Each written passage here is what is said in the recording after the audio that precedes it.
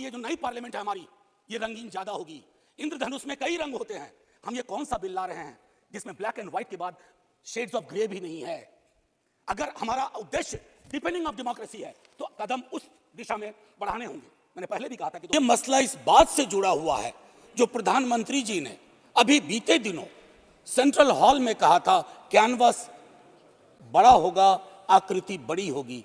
बड़ा कैनवस है लेकिन आकृति छोटी गढ़ी जा रही। As per the delimitation commission 2008 हमारे पास जो सीट्स हैं 412 जनरल सीट्स, 84 एससीज, 47 एसटीज। अब हम क्या कर रहे हैं इस बिल के माध्यम से 84 और 47 के अंदर 1/3 कर रहे हैं। क्या यह अन्याय नहीं है? एग्जिस्टिंग सीट्स में नहीं, जो 33% आ रहा है उसके अंदर, जिसका आंकड़ा अभी के हिसाब से 136 सीट बैठता है, उसमें एससी, एसटी और ओबीसी की व्यवस्था हो। पूछते हैं बाहर आइज और नोज। यह मसला यस और नो का नहीं है माननीय उपसभापति जी, यह मसला हमारे देश की तारीख से जुड़ा हुआ है। यह मसला इस बात से जुड़ा हुआ है जो प्रधानमंत्री जी ने अभी बीते दिनों सेंट्रल हॉल में कहा था, कैनवस बड़ा होगा, आकृति बड़ी होगी। बड़ा कैनवस है लेकिन आकृति छोटी गढ़ी जा रही है और ये इतिहास स्मरण करेगा, ये मैं आपके माध्यम से कहना चाहता हूं। अब नारी शक्ति वंदन अधिनियम, मुझे तो समझ में नहीं आया कि ये लेजिस्लेशन है या किसी तरह का धार्मिक ग्रंथ की एक उसका शीर्षक है, क्योंकि बचपन से पढ़ता आया इस देश में। जब आपकी सरकार बीजेपी की सरकार नहीं थी, जत्र नार्यस्तु पूज्यन्ते रमन्ते तत्र देवता, पता नहीं देवता रम करते हैं कि नहीं, लेकिन हमने इस श्लोक के बावजूद महिलाओं का मोलेस्टेशन देखा, घरेलू हिंसा देखी, सबसे ज्यादा रेप परिवार नाम की संस्था में देखा, जिसका आंकड़ा खुद सरकार देती है। तो मुझको लगता है ये जो विरोधाभासी चरित्र है हमारे देश का, इस विरोधाभासी चरित्र पर भी बात होनी चाहिए। आज काफी सारी महिलाएं हैं, पत्रकार भी इस दर्शक दीर्घा में, इनको भी ये कहना चाहता हूं कि हमारे कुछ सरोकार हैं। इस देश में ऐसा नहीं चल सकता कि एक तरफ ये श्लोक पढ़ा जाए और दूसरी तरफ हम उस जुबान को छोड़ दें जो संविधान से आती है। मैडम, संविधान राइट्स की बात करता है, अधिकार की। हमारी वोकैबुलरी को क्या होता जा रहा है? अधिकार दया की श्रेणी में नहीं आएगा, लेकिन पूरा का पूरा जो टेक्सचर देखता हूं वो दया की श्रेणी में बात होती है। अधिकारों की बात कभी दया से नहीं होगी। माननीय deputy chairman ma'am, chairperson ma'am, sorry, as per the delimitation commission 2008 हमारे पास जो सीट्स हैं 412 जनरल सीट्स, 84 एससीज, 47 एसटीज। अब हम क्या कर रहे हैं इस बिल के माध्यम से 84 और 47 के अंदर 1/3 कर रहे हैं। क्या यह अन्याय नहीं है? एग्जिस्टिंग सीट्स में नहीं, जो 33% आ रहा है उसके अंदर, जिसका आंकड़ा अभी के हिसाब से 136 सीट बैठता है, उसमें एससी, एसटी और ओबीसी की व्यवस्था हो। क्योंकि देखिए, मैं आपके माध्यम से कहूं, हर महिला को बहुत मुश्किल से आगे बढ़ना पड़ता है, ये आप भी जानती हैं।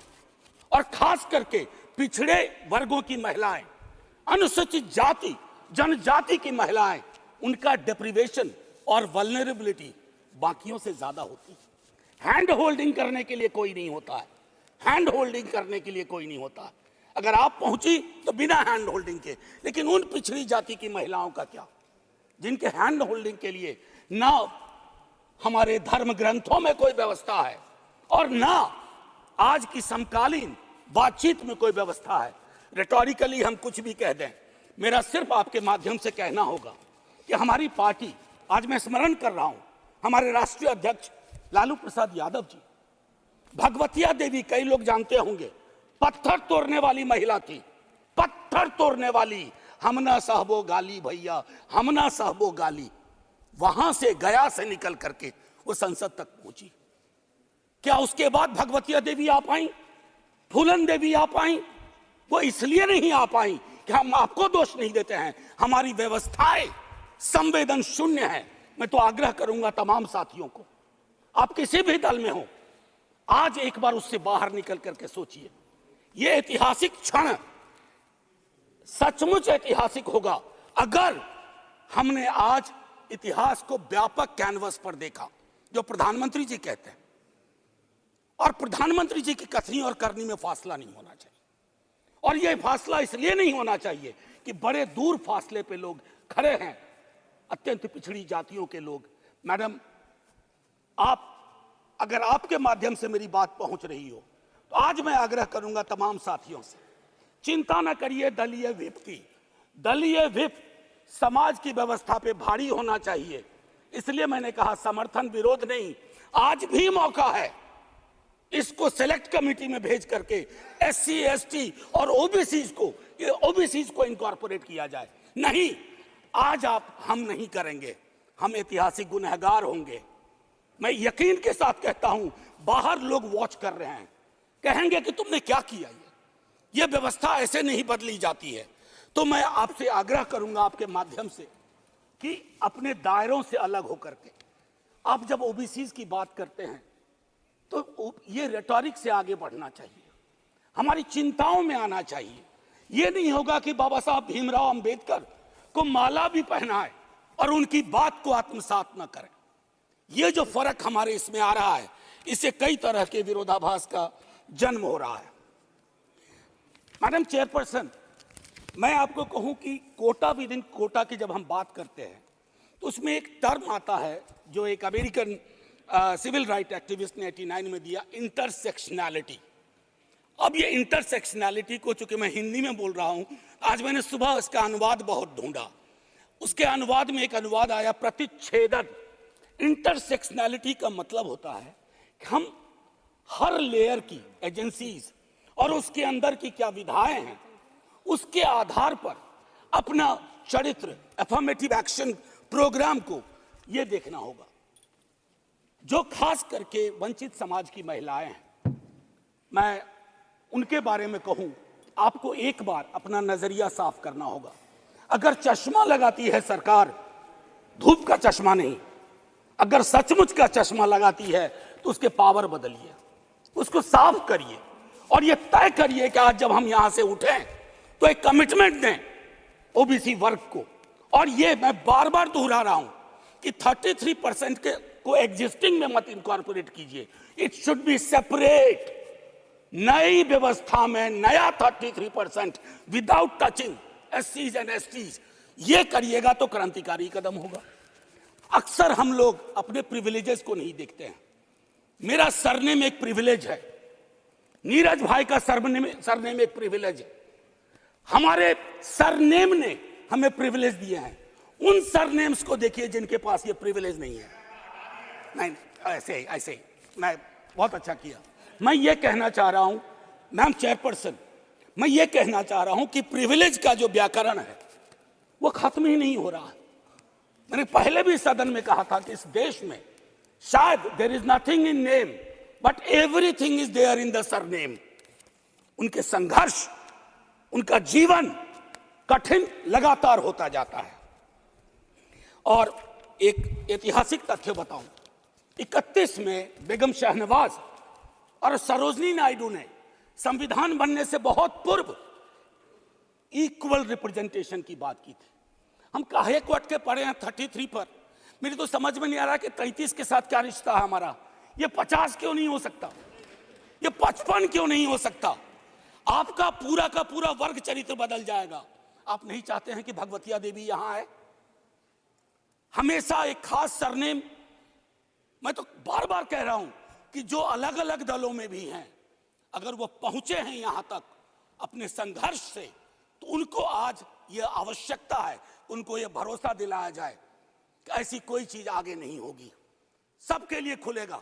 आपकी ये जो नई पार्लियामेंट है हमारी, ये रंगीन ज्यादा होगी। इंद्रधनुष में कई रंग होते हैं। हम ये कौन सा बिल ला रहे हैं जिसमें ब्लैक एंड व्हाइट के बाद शेड्स ऑफ ग्रे भी नहीं है? अगर हमारा उद्देश्य डिपेंडिंग ऑफ डेमोक्रेसी है तो कदम उस दिशा में बढ़ाने होंगे। मैंने पहले भी कहा था कि 2010 में हमारा रिप्रेजेंटेशन देखिए, उसमें हमने SC, ST, OBC and minorities की बात की थी। और हम इसलिए नहीं कर रहे हैं, हम चाहते हैं कि वर्ग चरित्र बदले, संसद सचमुच में प्रतिनिधित्व की संस्था बने, जिसमें सबके आकार हों, सबकी शक्लें हों। ये ना हो कि एक प्रभुत्व वर्ग का उस पर हमेशा उस पर छाप रहे। अब मैं कहूं कि अभी जातिगत जनगणना कल शाम के बाद, मैम चेयरपर्सन, अब मैं आपका अटेंशन चाहता हूं। कल शाम के बाद इस देश में लोकसभा में बिल पास हुआ, उससे ज्यादा इस बात की चर्चा हो रही है ओबीसी के साथ नाइंसाफी हुई। इस बात की चर्चा हो रही है कि जातिगत जनगणना पर क्यों ब्लॉक किया जा रहा। और मैं ये कह रहा हूं, हमारे सीएम नीतीश जी और तेजस्वी जी डिप्टी सीएम, उन्होंने जातिगत सर्वेक्षण कराया। 28 नमस्कार, आज़ाद मीडिया स्वतंत्र न्यूज चैनल पर मैं एक बार फिर से आप सभी का हार्दिक स्वागत करती हूं। आपने देखा मनोज कुमार झा ने जो वुमेन रिजर्वेशन बिल है उसकी पूरी पोल पट्टी खोलकर रख दी। दरअसल सरकार इसे सिर्फ अपने 2024 के इलेक्शंस को प्रभावी बनाने के लिए सदन में लाई है।